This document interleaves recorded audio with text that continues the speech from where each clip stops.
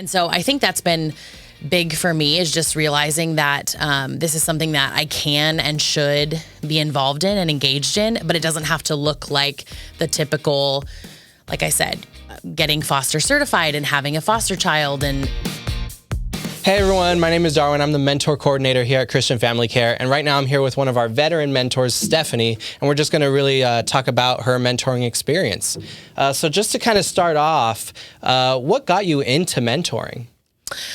Yes, so I was first drawn to the mentoring program because I found it really just approachable and kind of open-ended and flexible. I thought that was sounded like a unique volunteer opportunity in that, of course, our primary role is desiring to be a spiritual influence, have some spiritual presence in these kids' lives, but also it's very open-ended. You kind of just are serving like a very fun role in their life. It's a very it's volunteer. And so, as opposed to many positions in their, many roles in these kids' lives that are paid or obligated to be there because it's their job, mentors are very, we just kind of get to come in and be almost like the fun aunt or uncle, and really cater the kids' experiences to maybe what they might be wanting or needing at that time, something that their circumstances might be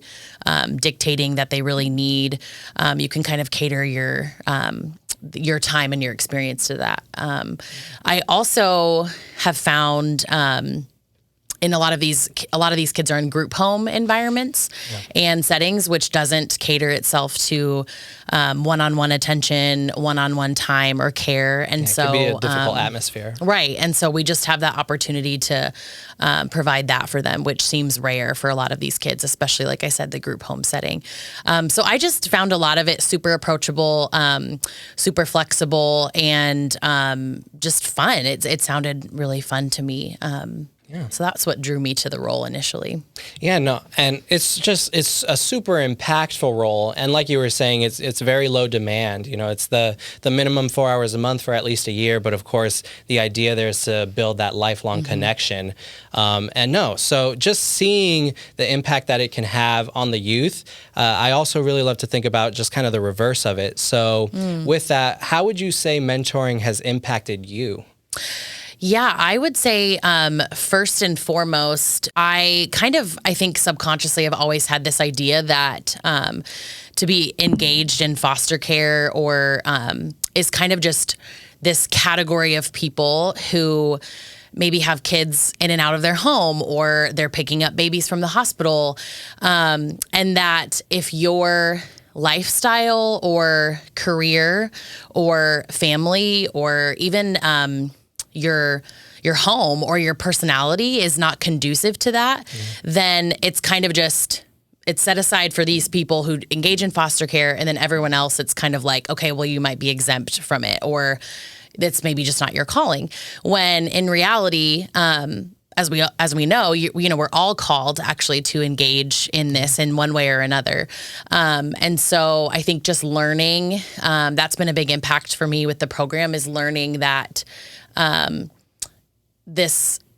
are many different roles and there are many different ways that this plays itself out. And the cool thing is that they're all so needed, and they're all so, they work together and they're connected. And there really are varying support roles that when you're engaged in foster care. And so I think that's been big for me, is just realizing that this is something that I can and should be involved in and engaged in, but it doesn't have to look like the typical, like I said, getting foster certified and having a foster child, and like I said, running to go pick up babies in the middle of the night, which all that is so valuable and needed, and obviously a huge, huge part of foster care. But this kind of a role can be too, and a support role in these kids' lives, working together with foster parents and group homes and even a CASA and a case manager, and just to be an advocate for these kids. And so I think that's been one part. And then if I can share another quick part, would just be, of course, the relationship that I've developed with my mentee, and there's really like no other way to say it other than just my family and I's hearts have grown towards him, and desiring to spend time with him, and how he's kind of changed and shaped our view of foster care as well, and the gift really of just being around people who are different and who are come from different experiences and different backgrounds. Absolutely. And so yeah, just how that's kind of expanded our hearts and our journey with all of it really has been impactful. Yeah, no, and I love that you touched on how mentoring is such a great way to have an impact, and it's great because it doesn't have to be through adoption or through fostering. Mm-hmm. Whereas when people think of foster care, they think that's kind of the one and only route to help in this arena. Whereas mentoring is a great way to still help. And, you don't have to go through like the foster licensing and things like that.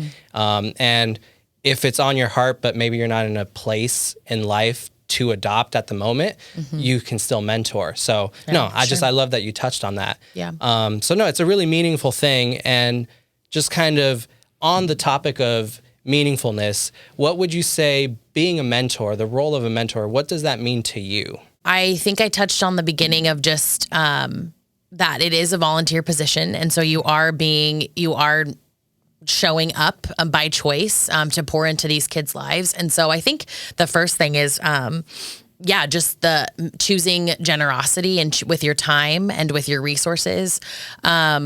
And yes, I think it very much I know every mentee and mentor relationship can look different, but in my experience, it's often looked like simply just showing up consistently and offering those fun outings and fun activities. Like I said, the group home environment does not lend itself to that for these kids. And so being that presence who shows up and takes them out and does fun things. And again, you really do have this unique opportunity to cater what your relationship looks like towards what the child needs in a certain moment. I've gone clothes shopping, school supply shopping. I mean, just very meeting very basic needs and then doing the fun, maybe extravagant type outings, but I think I've learned too that it doesn't always have to look like one or the other.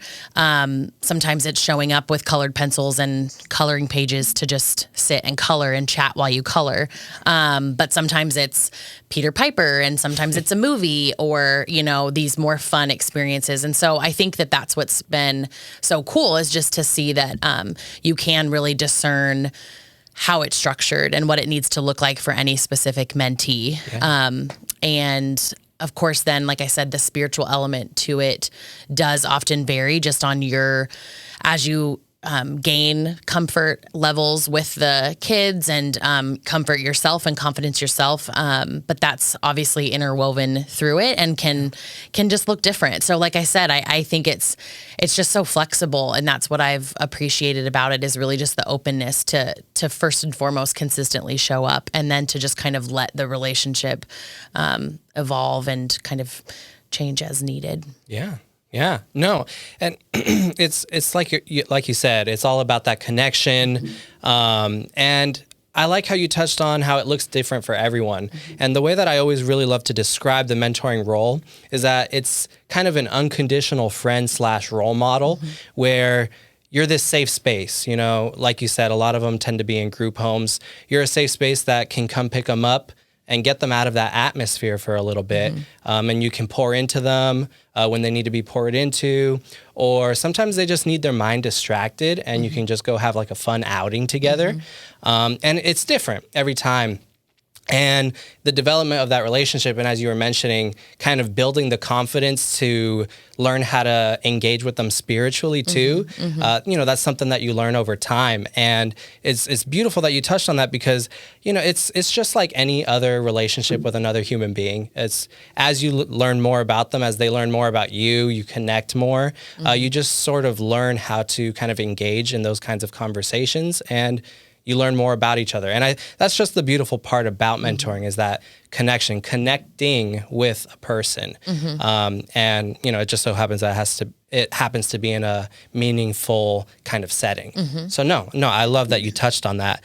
And so for anyone out there thinking about mentoring, if they're just kind of dabbling with the idea, what would you say to them, just kind of like in preparation for that? Sure. Yeah. I think that I would say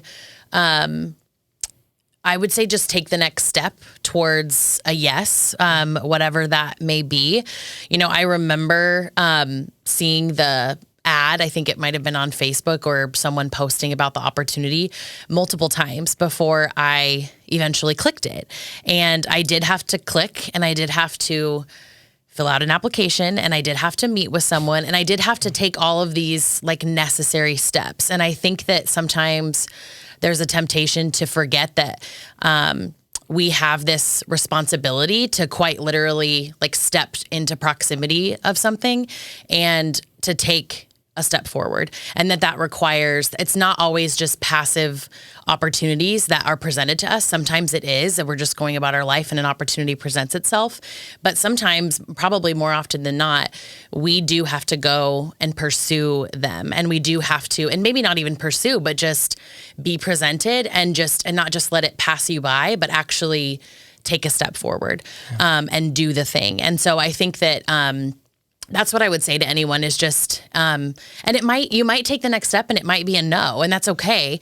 But I think we just forget, myself included, that it often takes, it's action on our end, and it's not just a passive thing. And then I would say, to follow that up, that not only is it like taking a step forward and saying yes, but it's also like continuing. It's like seeing it through and continuing to show up, you know. And oftentimes the mentor program, like we've said, is very flexible. It's a minimum 4-hour a month commitment, but you have to carve the time in your day. You have to carve the time in your month. You have to think, what am I going to do? What activity does my mentee need this week or this month? And so I just think that it's, again, this constant process of proximity to something and choosing that, and not just letting it come to you or waiting for a right, time or season, which is valid. But I think that sometimes when opportunities aren't just thrown at us, we're tempted to think, well, it's just maybe not the right, season or time. But often it just requires that actual action on our part. And so I would tell someone just to take the next step if it's been something you've been presented with or prompted by, or put in front of you, and just I would say go for it. But that's easy for me to say because I went for it and it's been awesome. So yeah, and you went for it for 1.5 years now too, and just kind of very quickly, really curious, in your 1.5 years experience of mentoring, working towards 2 years, what would you say is your favorite memory of mentoring? That's a good question. I feel like you're kind of putting me on the spot a little bit. Yeah, I would say with my specific mentee right now, he does have pretty severe autism and is barely verbal, and that's obviously caused a lot of challenges that we've had to navigate and things that I've had to become familiar with. But it's truly just been such a gift, like I said, to be open to what does someone else's life look like that's completely different from mine, and struggles and challenges that are completely different than anything I would ever face. And engaging with his unique interests and hobbies, and so a couple opportunities that I've had. He's a tinkerer. He likes to take things apart. He likes to just be around loud lights or loud music and sounds and lights and all of it. And so my husband works at a university and has access to